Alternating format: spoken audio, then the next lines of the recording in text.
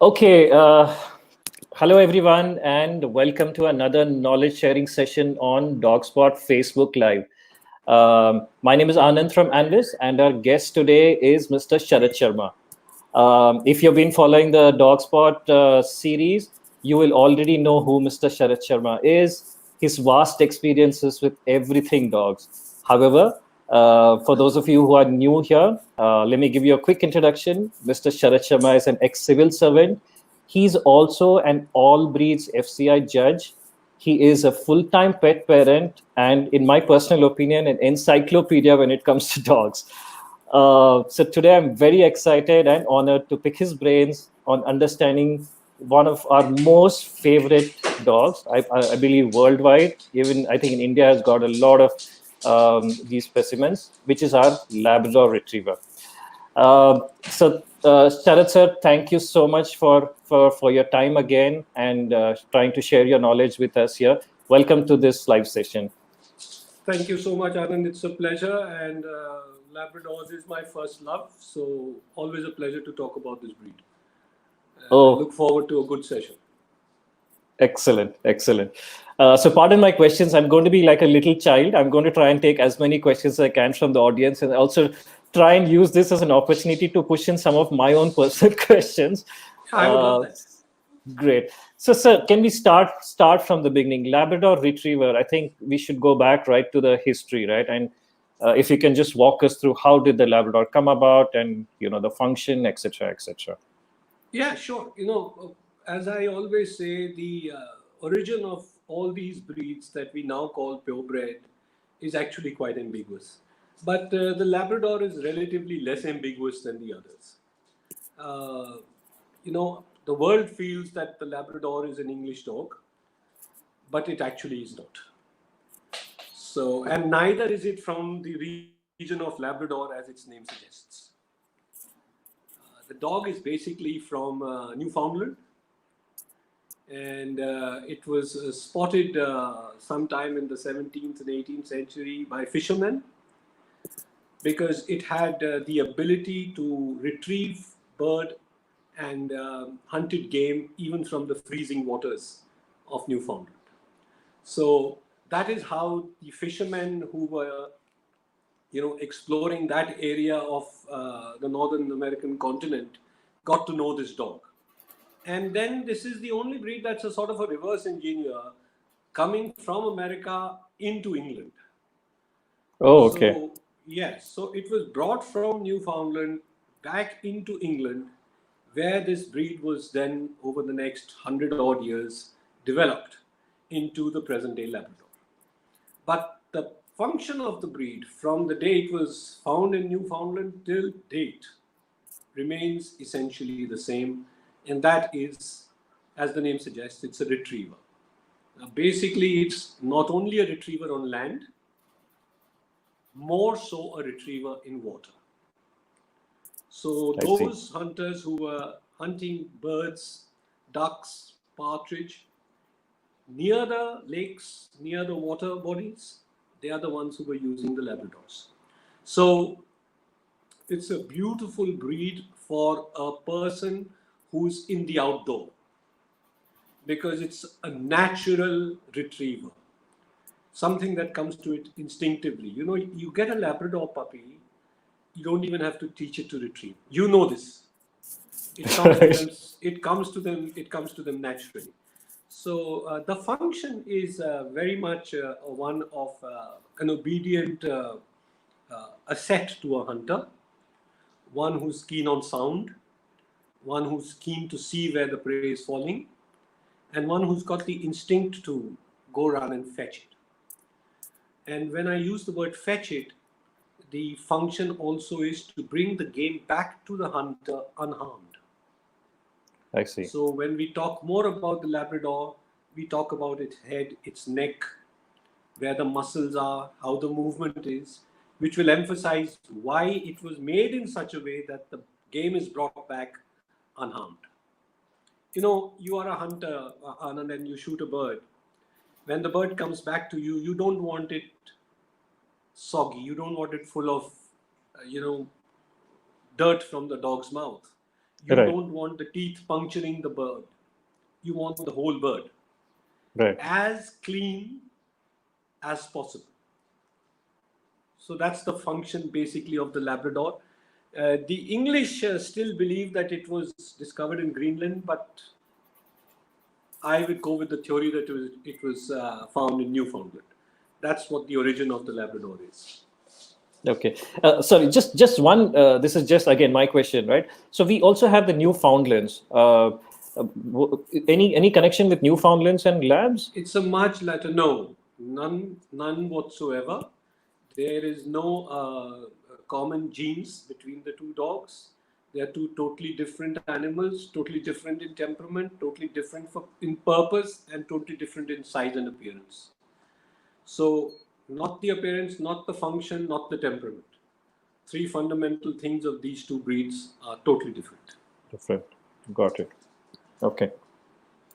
This is a question that I get asked quite a bit in terms of when we do the relocation.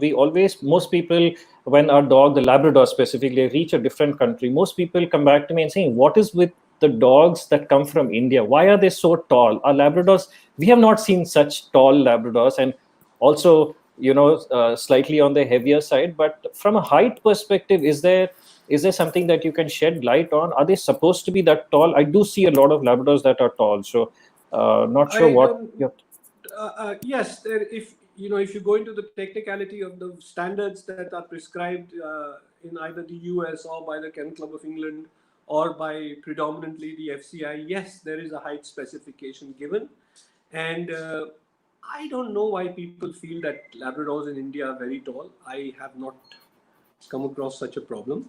Uh, in my personal opinion, if I have to have a Labrador of my own, I would like the boy to be somewhere between 23.5 and 24 inches at the withers at the maximum. I don't want him any bigger. Right. So if your male Labrador is a little bigger than that, yes. But it's more the structure of the dog that makes it look shorter or taller. I see. Okay. So you need, we call this the lower arm. Now you reduce the length of the lower arm, bring the chest a little down, and the dog will look shorter. Got it. And you increase the length of the lower arm, and the dog will, although look leggy, but he'll also look taller. Got it. So when you're looking at a dog, you have to see the entire conformation, the ratios between his lower arm and his body. This and this. Ideally, this and this is the same. So from ground to elbow and from elbow to withers should ideally be the same. But then there is no ideal. It's only in books. Got it. That cast statue is closest to ideal, but all Labrador enthusiasts are still dreaming of getting that kind of a dog. Okay. So, yeah. So we were just chatting just a little bit when I looked at it. You said you got this little fellow from Crufts. Yes, I was very lucky. My friends and me, my very dear friends, all three who are international judges, an Indian gentleman, Mr. Chandelier, who lives now in England, and Mr. and Mrs. Ved, we had planned a trip to Crufts, and we saw this big shop which had all kinds of statues.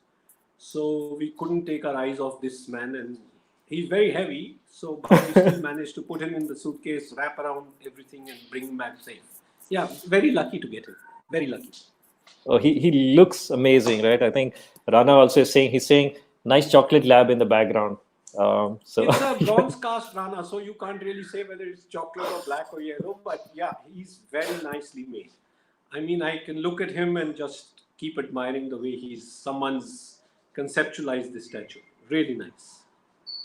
Wow, wonderful. And on the same line, so now that we're talking of colors, I believe Labradors come in, 3 shades. So if you can help us understand just a little bit about the colors.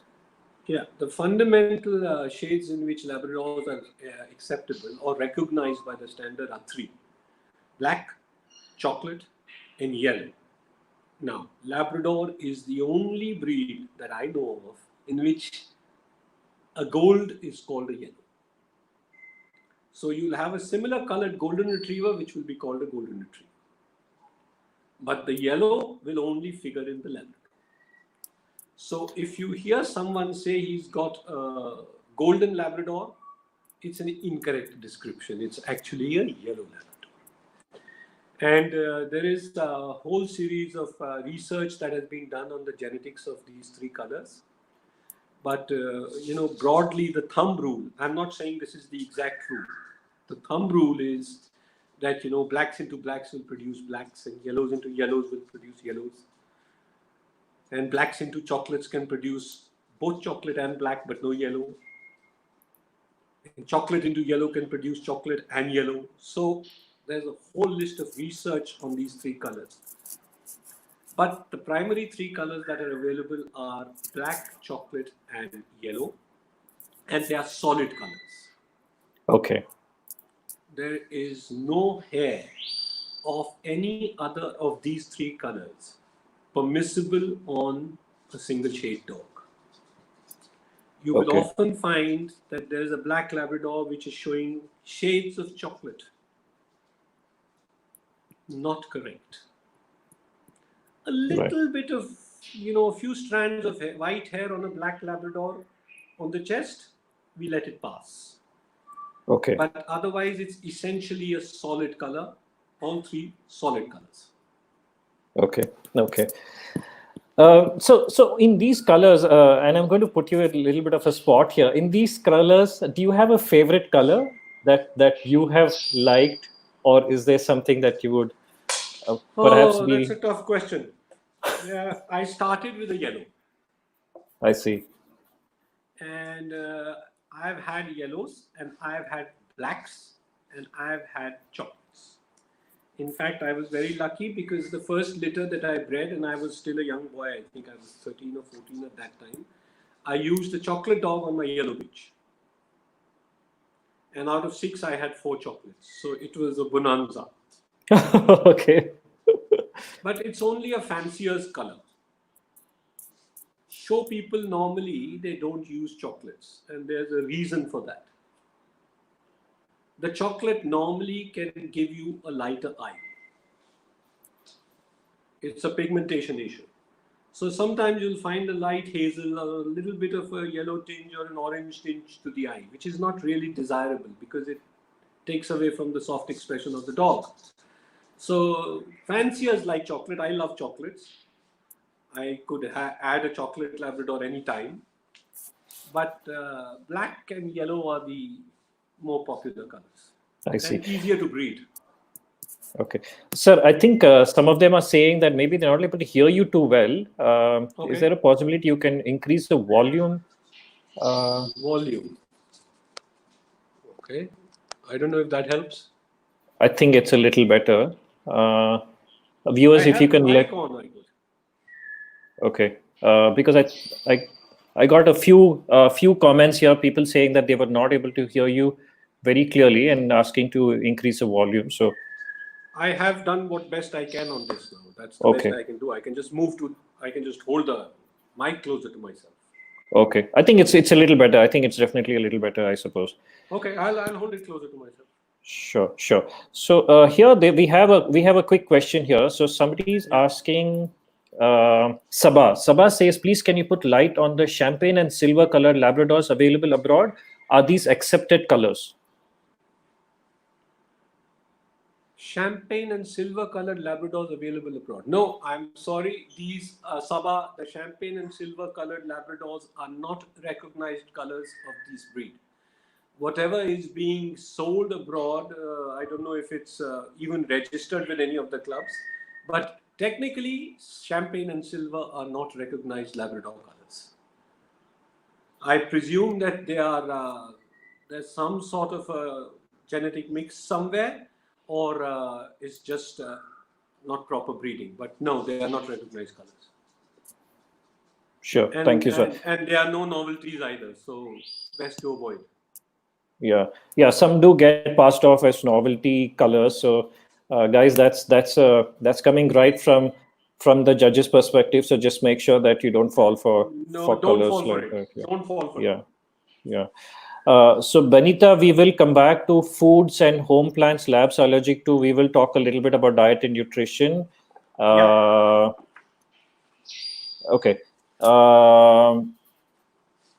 Okay, so there's a maybe a little bit more technical question. I can probably show this again if possible. We can take this up. Sabha says, please can you put light on what is the correct bite of a lab for the show? I believe it has to be a crisscross bite, but please can you explain what is a good bite or structure? Yeah, sure. That's a good question.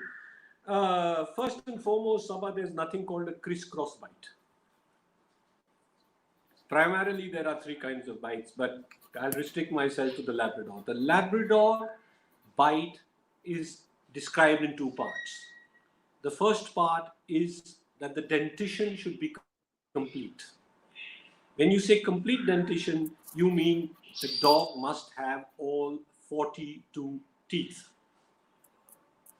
Missing teeth, whether they are the molars or the premolars or the canines or the incisors, is not preferred in a Labrador. That's part one of his dentition. Part two, Sabha, of the dentition is how the incisors fall over each other. So in the Labradors, we are talking of a scissor bite. You see how a scissor cuts. So you put the lower teeth, there are 6 incisors in a row, and place the upper incisors on top. Now they are joined. There's this, the front end of the lower teeth is touching the back end of the upper teeth. That's a scissor.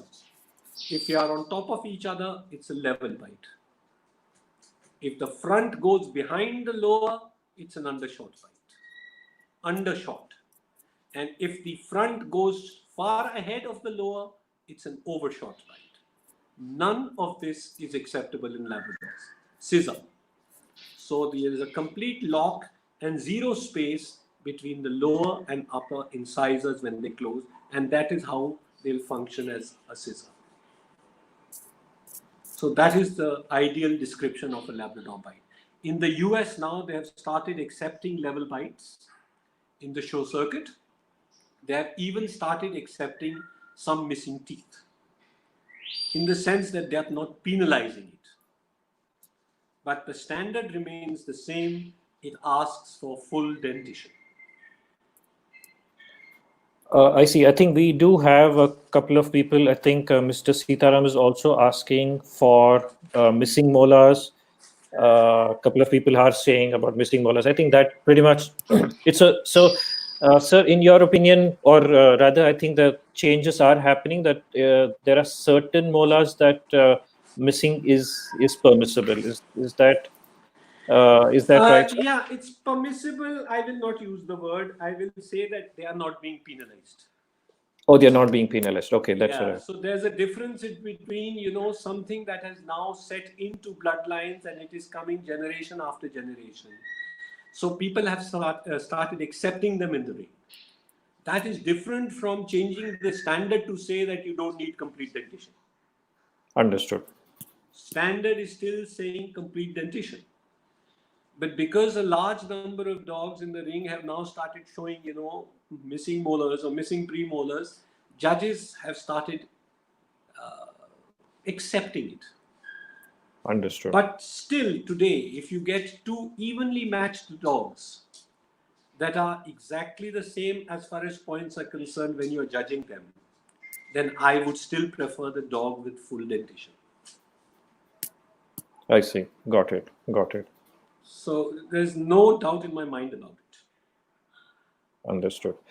So we have one interesting question here from Sagar, who says, is there any difference in mentality according to the color, or all three lab to be the same, more so in terms of temperament? I think this is something that even I had some point in time.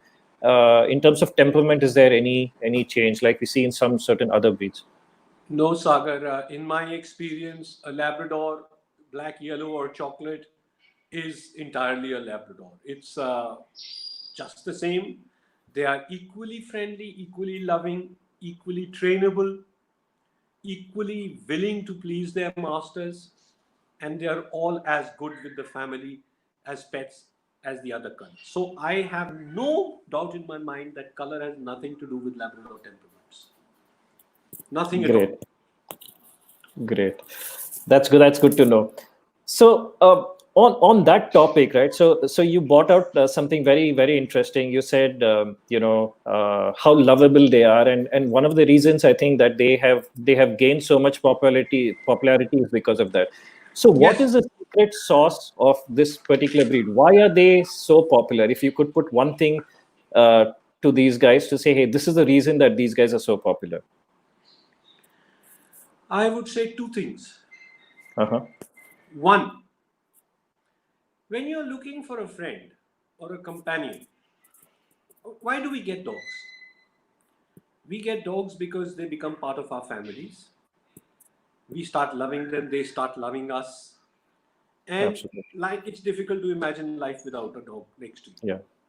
Yeah. So what do you look for when you look for a family member? You look for dependability.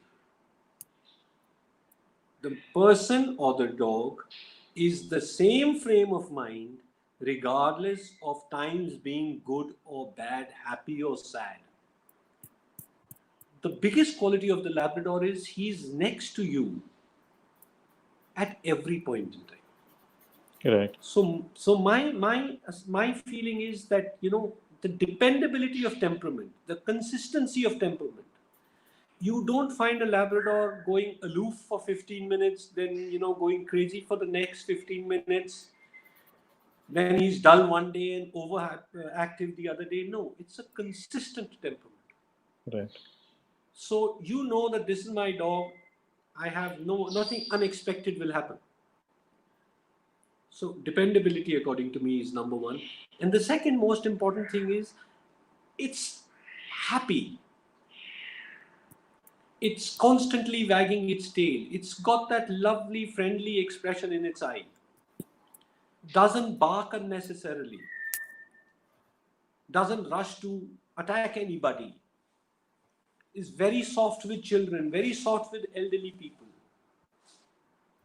And these are the reasons why, Anand, if you would have noticed that not only for family, this dog is becoming more and more popular for training purposes. Right. It's the best companion dog. It's being used as therapy. It's being used for the blind because of dependability and its constant nature to love. Right. So if I was to pick two qualities, I would always pick these two qualities in the Labrador. Understood. Understood. I think fair enough, right? I think, yeah, I have also not come across any uneven tempered labs, so to speak. But just because you have a lot more experience, but have you at any point in time ever come across a slightly uneven tempered lab? And if yes, do you think there could be any possible causes of that? Uh, my experience is both from the show field and from friends who've had Labradors all their lives. The only experience I have of a ill-tempered Labrador is one dog that was being shown about 35 years ago. I see. And yeah, I'm not going to name the dog because he was a Sure. big winning dog and very close to a good friend of mine. Sure. So, but that was the only uneven tempered Labrador I saw because that dog would bite. I see. And we later discovered the reason for it. The dog was not to blame. Uh-huh. That dog was extensively used on the gun. He was used for hunting. I see. Okay. He was one of the few Labradors that was extensively used for hunting. I see. So he had the muscle tone, he had the courage, and he had that confidence. And I think it was difficult for him to be adjusting between his field job and his ring job. Because you suddenly had exactly the opposite things to do inside the ring. And lots of dogs and lots of people and people touching the dog all over and the judge going over the dog. So I think that was the only reason because he was performing this dual task. Got it. But other than that, I have never come across a Labrador which is, not dependable or which is uneven in temperament. No, I don't think so. Okay. So that is great news, right? So to know that, that's a secret sauce of this particular breed, and I think that's also one of the reasons why it's so popular worldwide. I think in US they have been in the top 5, I think, for the last few years running. Yeah, I don't know, yeah, and I don't know about India, but for the number of people who have labs, I've seen, right? Lab is like a really, really popular dog. absolutely. Because as I said, there's nothing new to expect.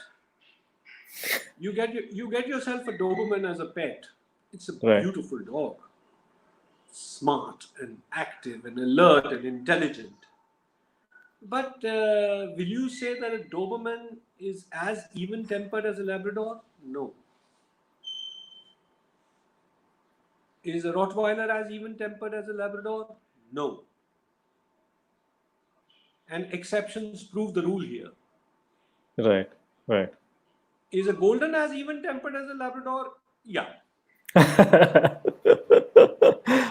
So dependability and evenness of temperament, and that is why it is so popular, because there are small families, it adjusts to your apartment space, it's not too demanding, and if you don't exercise it too much, he loves it because he's prone to become obese. So he says, okay, to hell with it. If I don't have to go for a walk today, I'm happy. Got it. We'll touch upon the obesity. But before that, I just Yeah. wanted to, while we're talking of the temperament, this is something that again, I don't know if this is something that you have come across. Do you see any kind of correlation between separation anxiety in Labrador Retrievers? Is that something that you could probably hear about, or? Yes, there is a separation anxiety. That's because it depends on whether the dog has been brought up to be close to only one person in the family. I see. It stays in only one person's room. It's fed by only one person, taken for a walk by only one person, loved and petted by only one person. Yes, there will be a separation anxiety. But if it's a family dog, it has access to all the rooms. Right. It can go and be petted by anybody in the family. Then even if one person is not there, it will adjust to the other person. Got it. Sorry, but I do feel that it's very unfair. We were on live session yesterday with Sulba, who was doing Goldens, Right. and I answered somebody's question when they said that I want to get a dog, but I want to keep it locked for 8 to 9 hours a day because I have to go for work. Right. So I said no. I mean, it's devastating for the confidence of an animal to be locked and kept for 8 or 9 hours a day. So it will suffer separation anxiety if it's left all alone. Anybody would. Absolutely. Absolutely. So do you think that could be one? So because this dog Labrador can, because he's so versatile and can adjust so quickly to any family, and the kind of exercise and the temperament is there. But could be a deal breaker if someone came to you and said exactly like what you're discussing about, right? Somebody's saying, I want to leave the dog for 8 hours for whatever reason, right? I'm sure they don't mean any harm, but is that some family that you would say, hey, listen, that is something you need to take a call, although the dog will adjust, I don't think it's fair for the dog? Would that be a Absolutely. fair? I would not take even a minute to decide that this family is going in for a dog for maybe they desire to possess a dog, maybe it's a status symbol, or it's just a summer holidays gift for the child. And it's not that they are buying a dog out of the passion of having a dog. So for me, it's a no-no. That family should review their decision to add a dog, because you can't leave your family. It's like leaving a little baby home alone. Absolutely. Absolutely. Just because I have to go for work. Like, you send your baby to a creche, or you get a Right. maid to look after the baby, or you find a nurse to look after the older parent. So if you're looking after that family member, how can you decide not to look after this family member? It's something I don't understand. Absolutely. Absolutely. Yeah, I agree. I absolutely agree. So for the viewers, I think people who are considering getting a lab, although the lab is such a versatile and an adjustable dog, but please just make sure that you give enough time, effort, exercise to the dog. And we'll talk a little bit about exercise and food. It's simply put, I'll tell you, Anand, I'll Yes, rephrase it. You are that dog's world. absolutely. Your own world is very large. Your work, your Oh, money, yeah, your family, your love affairs, your breakups, your movies, your theater, your drives. That dog's world is you. true. And if you rob it of your time, then you're being very unfair. Right. So if you don't have time to spend with your dog, please don't get one. You don't need it. Absolutely. Absolutely. Yeah. I would agree. I think I would agree. There's nothing more hurting than to get the dog that is giving everything, and then if you're not giving the time and effort, I think it just doesn't Absolutely. make sense. Right? It's a Absolutely. relationship that is just not going to work out. So Yeah. It's like a mother missing a child. Like, how long can a mother be without thinking where my child is? true. So we have a few questions. So before we jump into, I think one of the favorite ones about food. Let me just quickly see if I missed out anything.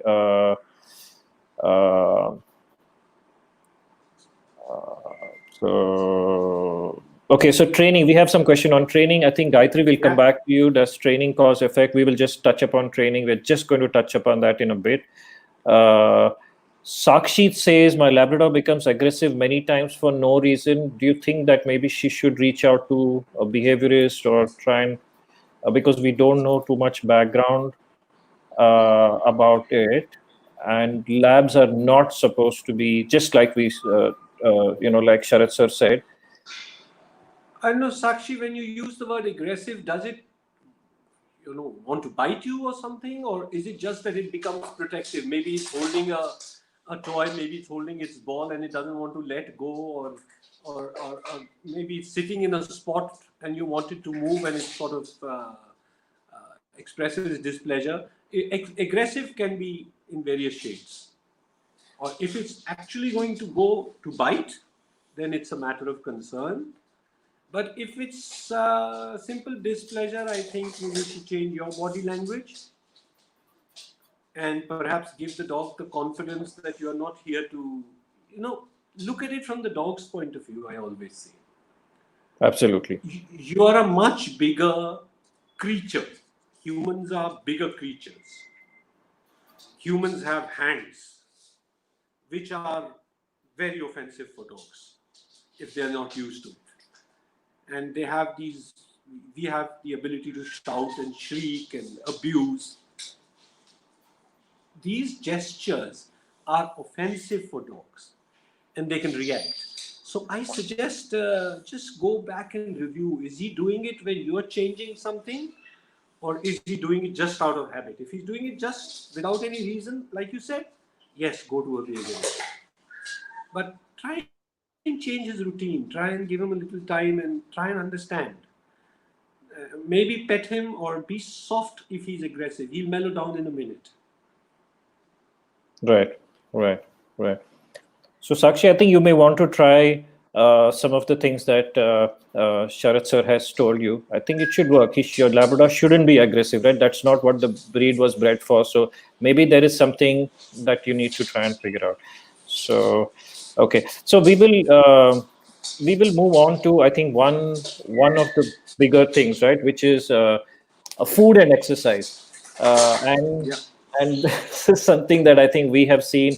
Vets have told us that labs just put on weight. They are like, we have seen dogs that are 45, 50 kgs, 55 kgs. And it just breaks my heart when I see that, right? So could you just throw some light on it, sir? Is it something that we as pet parents are doing wrong? Is it a genetic? Is it a combination of both? I'll start answering the question in a different manner. We started by saying, what's the function of a Labrador? Now, I want to ask the pet parent, all those who are listening to us, and we are together today. When you talk of a swimmer, how do you visualize the body? Is there any flab? No. The muscles are taut. It's slim. It's energetic, athletic. When you talk of a hunter, do you think of any flab? No. No. This is a breed that is a brilliant swimmer. So how can a swimmer develop flab? Obviously, we are doing two things wrong. One, we are not able to burn the calories that it is taking. Yes, it is prone to become obese. And the reason for that is, look at the structure. What is a Labrador? It's a short coupled dog. Coupling is the conformation of the angles in the front and the angles at the back and the length between these two hindquarters and forequarters. That's the coupling. No, so it's a short coupled dog. Where does that fat go? Sideways. It's not a slab-chested dog like a German Shepherd, where the chest is flatter on the sides. It's a round, barrel-shaped rib. Now, something that is already barrel-shaped, if you put fat onto it, it's going to become circular. A double barrel. Double barrel. So what we are doing is, we know that the animal structure is such that even the slightest amount of fat will show on the flanks. All the more reason to watch and exercise so that that fat is burnt. 2, I have noticed that we get Labradors, and since the breed is naturally, like I said, it's fine if it doesn't go for an exercise. He's not the hyper one. You don't take a Dalmatian for exercise or a pointer for an exercise, it will howl its brain out. It will start tearing things. It will demand that it wants to go for its exercise. You don't take a Labrador out for an exercise, he's fine. He's okay, fine. It's a holiday. So don't fall prey to that tendency in a Labrador to avoid the treadmill. Because you want to avoid it, it's very hot. Who the hell is going to go out with my dog for a walk Right. just now? So the dog is also very happy. He says, okay, it's very hot. I have not come across any genetic predisposition towards obesity. I see. Okay. No, I have not. Because I have had Labradors from the age of 6 weeks to the age of 14 years. They were not obese. Not from one bloodline, but from several bloodlines. Right.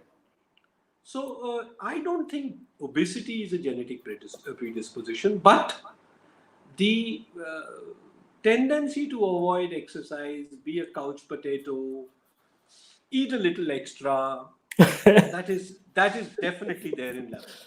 It is definitely there in Labradors. So as pet parents, we must watch, like we do for our own family members. Right. Right. Yeah, we tell them, you've had your Coke for today, now don't take undue calories. Right. So that's exactly what we need to do with our dog. We know that it'll take extra calories. It likes to eat. Right. So keep that diet restricted and let him burn it off. Fat converts into muscle into dogs. Right. Right. So on that. Sorry, sir. I kind of cut you there. Sorry. I said fat converts to muscle, so convert it. Converted. Yeah, I know. You'll have a fit dog. You'll have a fit dog, a happy dog, Yeah. active Yeah. dog, Yeah. and healthy dog. Right. Right. So two important things that you touched upon that I want to try and see if I can, if you can sort of try and if you can elaborate on that, right? So one is exercise, right? You said we have to give them the right kind of exercise. So what kind of exercise would you recommend for labs to keep them in this good peak condition? My formula has been Anand for all dogs. I even have Pomeranians, which are small. And my formula has been for all dogs, the best form of exercise is a free romp. But we don't have that space now. We have space restriction. We can't leave our dogs open in the parks. So the Right. second best form of exercise is long walks. Long walks. And when I say long walks, I wouldn't mind if a Labrador walks for an hour a day. Not in Oh, 45 nice. degrees in Delhi. Right. But yes, if you have ambient temperature and you can give your Labrador even an hour of a walk, Right. it's good for the Labrador. Right. Keeps it fit. Let it fetch. Play with the ball, play with the frisbee. The other forms of exercise, put it on the cycle and make it run and put it on the treadmill, they are different purpose. They are for certain sets of muscles. Treadmill exercise has its own disadvantages. It's good because it burns up the calories, but it only develops certain set of muscles which are not ideally the best muscles to develop in a Labrador. We call it loaded shoulders in technical parlors, but yeah, it's. I feel free romp and a walk is good enough. I see. I see. On a walk, would you recommend slow walk with like allowing them to sniff, or would you say break it into a little bit of a power walk kind of a thing? What really has worked well for you? I take my Golden for a walk, and he walks at the same pace as me. So yes, let it sniff around, let it enjoy its walk for the first 5 or 7 minutes. But then once you've set your own pace, the Right. dog will be happy to walk with you. It needs to, poo and pee, and you need to be patient with that. Don't drag your dog. But don't let it keep sniffing at every tree and every car tire. And that's not the purpose. It's not out Yeah. it's out for exercise. Right. It needs to walk at a good pace and burn up that protein that you fed. And he'll be much happier. He'll sleep through the night like a log. Right. Right. And on the same, trying to even it out, diet. What would you suggest so that puppy versus adult, or is there certain like a formula that you have which you can? Yes. I in all these years, it's always been a toss between a rice and chicken oblique rice and beef diet. When I say beef, we used to get buffalo meat. Uh, Before dog food came in India, all the people who had 10 or more dogs, we had to rush to buy buffalo meat because that was the only thing that we could feed in such large numbers. So chicken and rice, or a well balanced dog kibble. Always underfeed, never overfeed. If the bag says 500 grams a day, I give 450. Yeah, I remember this. I remember this from the Beagle session as well. I think you mentioned this Yeah, there as well. it's never wrong to slightly underfeed. When we were children, we were taught, get up from the table with an appetite, and then you'll never sit with one. Right. Right. So it's very simple. Don't overfeed. I mean, what Right. are you trying to achieve? It's not pampering. The dog needs a certain amount of food to be active and healthy, and it gets all the minerals and balanced diet that it needs. Other than that, not needed. So, chicken and rice, dry kibble, one of the two is good. And coupled with good exercise, I think that could Yes, just. and a little bit of a curd side dish in the summer months, Oh, okay.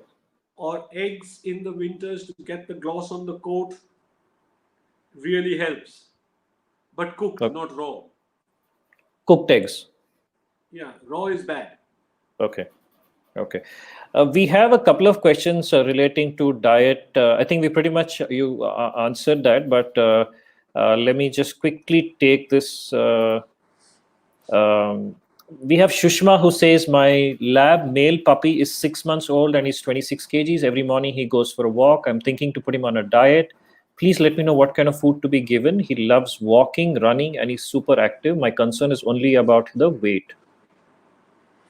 26 kgs at 6 months is about 4 or 5 kgs over.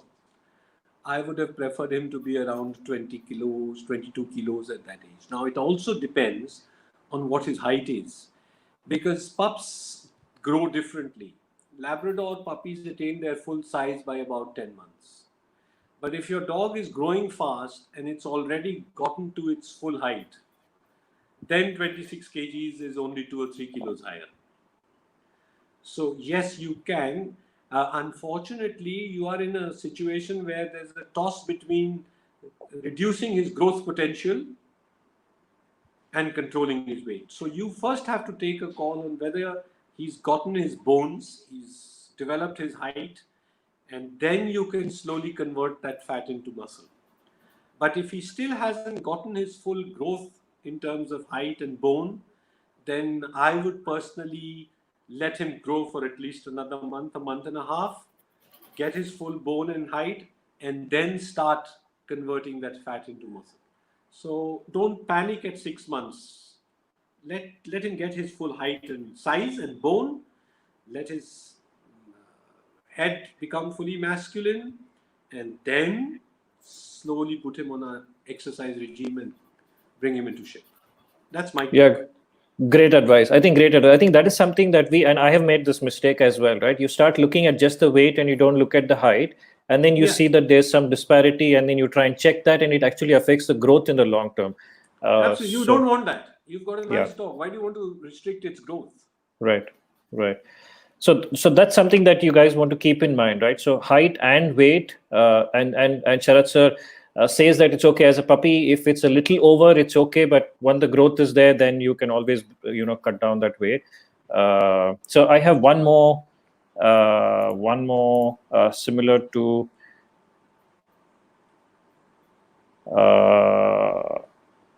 So Anjali ma'am says free exercise is the best form, chasing a ball. Absolutely. She's a master with Labradors, so I learned from her, but so I totally agree with what she says. Absolutely. We generally, so there's somebody here, we generally take, okay, so something to do with, I think, the weather condition. We generally take a dog for walk almost 4 times a day, and normal every walk is of half an hour. Is it okay to take him out in sunny light afternoon time? No. Single word answer is no. If you're taking your dog out 4 times a day for half an hour each, that's 2 hours a day. I think it's a little too much, and I don't know where you live, but definitely don't take your dog out in sunny weather. It could suffer a heat stroke. There are many reactions to heat, and one could be that it sheds its coat. You don't want that. Right. Don't overexpose. And as something, I don't know if it's a black Labrador or what color it is, but if it's a black, beware. Too much of sun will bleach it. So don't be surprised if after a few days you find that the black is becoming lighter. Oh wow! Okay. Overexposing to the sun. Dark colored dogs, Irish setters, black Labradors, they'll suffer bleaching. So don't overexpose to the sun. It could shed its coat. It could suffer bleaching. It could suffer heat stroke. And 2 hours a day is a little too much, I think. An hour a day is good. Got it. Take it out early morning and late after sunset. Got it. One question here, which I really feel your inputs will be valuable. So Vipul says, hair shave off in Delhi summers, is it good for Labradors? Again, one word answer. No, it's a disaster. Any breed of dog, whether it's the long coat like a Lhasa or a Shih Tzu or an Afghan or a Golden or a Pekingese or anyone, or a Pomeranian, or a smooth coat variety, whether it's a Beagle or a Labrador or a Boxer or a Doberman, no dog needs to be shaved in the summers. The dog coat is an insulation. It is we who feel that the dog is feeling hot because it's got too much of hair. It's actually the reverse. It's the hair which is protecting. If you go to Rajasthan, in the desert where it's 50 degrees plus, they wear a 6-layer turban. Right. No, they actually do. 6 layers. Wow. Their turbans are this high. They go Right. 1, 2, 3, 4, 6 layer turban. Why? That's an insulation. The heat doesn't go through into the body. Right. Right. So, dog hair is an insulation. If you remove the coat, you are subjecting the entire skin to heat. Right. Please don't do that. Not for Labradors, not for any dog. Right. Right. If you have I a think Saint this is Bernard, then give it a cool place to sleep, switch on the AC, but please don't shave off. right.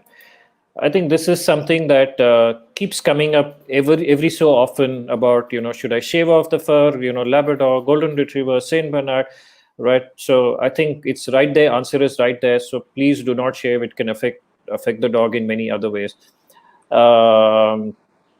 So we can, and I think one another important aspect that I think we definitely have to touch, and we have had some questions on that, is on the health bit. And of course we touched a little bit about grooming, but anything else that you would like to advise with regard to Labradors, or skin issues, or are there dogs that shed a Yes. lot? No, they are not dogs that shed a lot, but yes, 3 or 4 points about the health. It's a dog that basically loves water. So in summer months, you'll often find your dog will find a puddle of water in your bathroom or near the balcony or in the garden and go and lie flat on it. Even puppies do that. What the problem with that is that it often leads to hotspots. So Labradors are prone to hotspots. The second problem which Labradors have is they can get ear infections. And all dogs with pendulous ears or leaf ears are prone to getting ear infections, mites, or any sort of hematomas. So you have to keep the ears of the Labrador absolutely clean, no deposits, no wax. You have to be extra careful. If your Labradors are becoming obese, then be very careful that their hind legs will give way. You will have cow-hocked Labradors because they are too obese and the hind can't carry the weight. So the joints, the hocks, which we call, what happens is this joint, these will turn inward. Oh, okay. When you see a cow, the hocks are close to each other at the back. That is how we call it a cow hock. So you have to watch that you don't get cow hocks in Labradors, ears, hot spots, and of course obesity we have already spoken about. But other than that, all other health issues are the same for dogs, I find. Your vaccinations, your heart tests, your eye tests, your general grooming on a daily basis, they're equally applicable to all the dogs. And what would you quickly suggest as a daily grooming schedule for the Labradors? You should have 3 things. You should have a good quality brush. You should have a water spray gun. In the summers, spray the dog, brush against the lay, and then flatten and brush with the lay. You should have a good quality chamois cloth or a rubber glove. Give it a rub, let all the dead hair fall off, and definitely keep a once a week bath in the summers. It's good for Labradors. They love water and their coat remains very healthy. Nails maybe once in 2 weeks, but if you're going for a good walk on the road, they should be okay for about a month. And general eye and ear cleaning. If it's on dry kibble, you won't have any tartar problem. The teeth will be fine. But if it's on a soft diet, then perhaps after the age of 2 or 3, you need to start doing something about the teeth. Got it. On a side note, I think your Labrador, the one that is behind, it seems that it's a chocolate lab. I think Anjali ma'am is saying, where can I get a chocolate lab? Rana is saying from the side table behind Shharat sir. So I think we have reached a consensus here. No, Anjali and me are both looking for chocolate Labradors, and we don't want our family members to be hearing this conversation. Oh, I see. Okay. I'm sorry about that. I've removed the comment. We didn't hear anything about it. So one thing, while we're talking of health, I think one another thing that seems to plague most Labrador, even Golden Retriever owners to some extent, is hip dysplasia. So would you like to shed some light on hip dysplasia, and what are the things that pet parents can keep in mind with regard to that? Unfortunately, pet parents do not know. Hip dysplasia is something that is genetic, largely. The only other reason that can cause hip dysplasia is an injury. Now, unfortunately, pet parents get their Labrador puppies at 8 weeks or 10 weeks. Right. And at that age, the bone formation at the hip joint and the ball and socket joint is not enough to reveal hip dysplasia. So hip dysplasia will actually become evident even at 4 months of age, not earlier. Anybody who says that this puppy's got hip dysplasia at 8 weeks is not really sure about what he's saying. 4 to 5 months is the first stage where your bone is in such a state where you can actually say that the ball and socket joint is not complete. What is hip dysplasia? Hip dysplasia is that the ball and socket joint is not complete. Either the socket is not fully round, it's not got a full hole, so the ball keeps slipping off. The ball goes, now the socket is open. So when the dog gets off, the ball slips off. Now the socket is tight, the ball goes and sticks. So the hip dysplasia is primarily either the socket is open or the ball head is not well formed. That you cannot find out before 4 or 5 months. Unfortunately, pet parents can do nothing about it at 8 weeks or 10 weeks of age. When they discover it later, there are two things that can be done. One is surgery. It's now easily available in India. And that surgery doesn't correct the problem, it only removes the pain. Okay. So what they do is, if the socket is open and the ball is well formed, they shave off one side of the ball. So when it goes into the socket, it doesn't corrode. So there's no pain. So the dysplasia remains, but the pain goes away. Understood. And the second thing that you can do is an oral medication. I have only had one case of hip dysplasia, which was on a Labrador I imported from Russia. It couldn't be shown because it had pain, but I gave it to a dear friend of mine who's also associated with Dogspot very closely, Adnan Khan. And Adnan has trained him to be an absolutely wonderful obedience dog, wonderful companion dog. Oh, wow. So he functions beautifully and he's out of pain. Oral medication, some glucosamine supplements, some exercises, that's the only way. But if it's there, it's there. You can do nothing about it. Understood. Other than surgery. Understood. It is I mean, that's the tragic part of it, right? People don't realize, and then they get in, and the puppy has hip dysplasia whenever they do the X-ray at 5-6 months, and the puppy is in pain and stuff like that. But we on the same related one, we do have Dinakar Pratap, who's asked a question which says, what advice would you give new pet parents on rearing a puppy on marble and tile floorings, as all homes have it, especially apartments?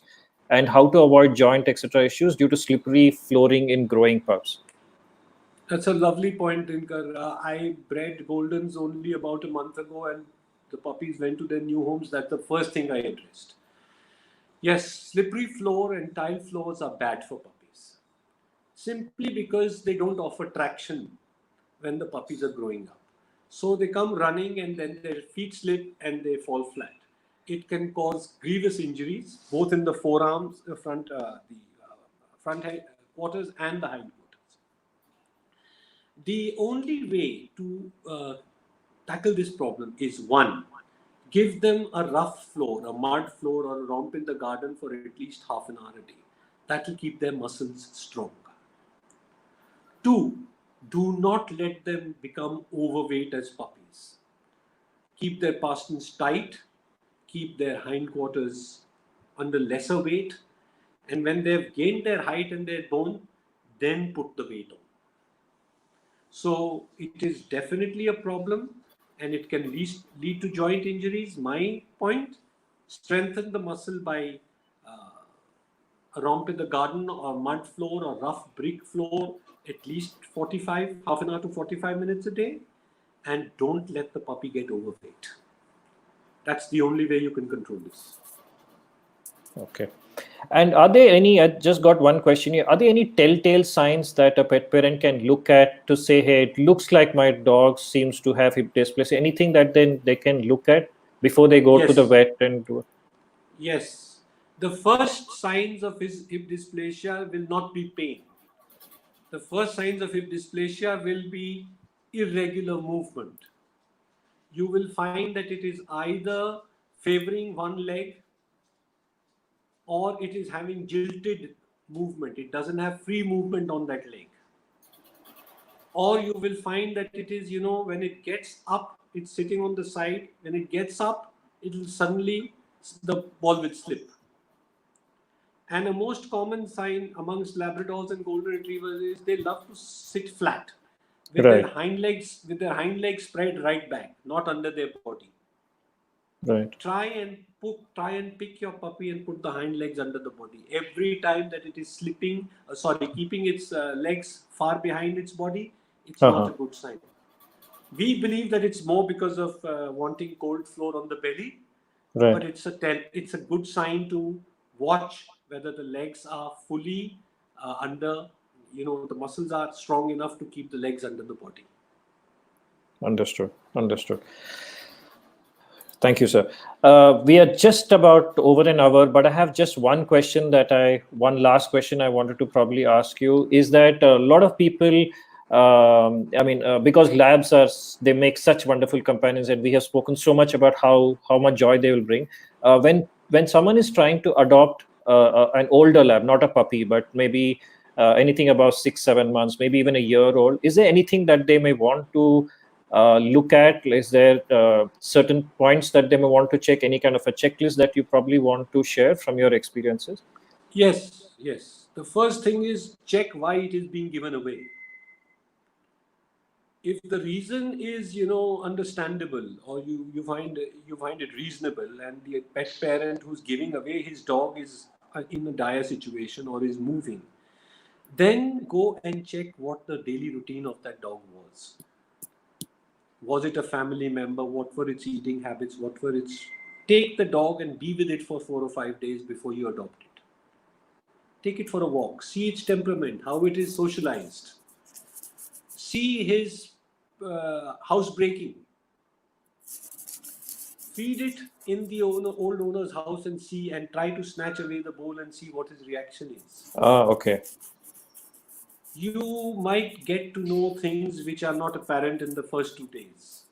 Right. So spend 5, 6, 7 days with the dog before you actually adopt it to see whether the body language, the eyes, the expression, the temperament is actually matching yours. Because you're taking on something for the next 10 years. Right. And you can't be cruel to the dog to give it away again. Absolutely. So so make sure that what you're going in for is suited to you.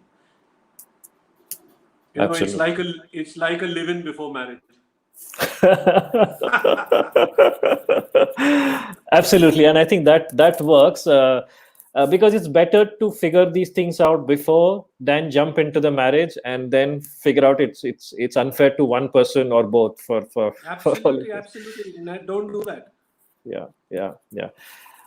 All right, sir. Unfortunately, we have run over an hour. I do have a lot more questions. Maybe I will, and I'm sure the viewers also have a lot of questions. Some we couldn't take, unfortunately, because of time constraints.